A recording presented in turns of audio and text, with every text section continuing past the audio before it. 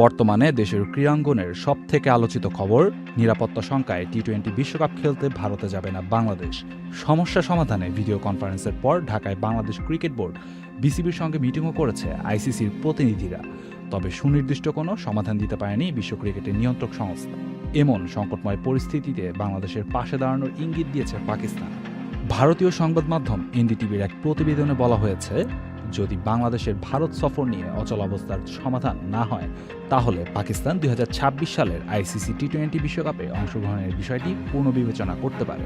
প্রতিবেদনে বলা হয়েছে, নিরাপত্তা উদ্বেগের কারণ দেখিয়ে ভারতে ম্যাচ খেলতে অস্বীকৃতি জানানো বাংলাদেশ সম্প্রতি ইসলামাবাদের কাছ থেকে ইতিবাচক সাড়া পেয়েছে।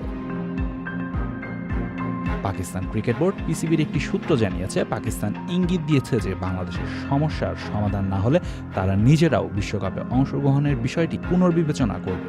আগামী 7 ফেব্রুয়ারি থেকে ভারত ও শ্রীলঙ্কার যৌথ আয়োজনে শুরু হতে যাওয়া এই আসর নিয়ে আইসিসি যখন সংকট মেটানোর চেষ্টা করছে, তখন পাকিস্তানের এমন অবস্থান নিয়ন্ত্রক সংস্থা আরও চাপে ফেলে দেবে বলে মন্তব্য করেছে এনডিটিভি।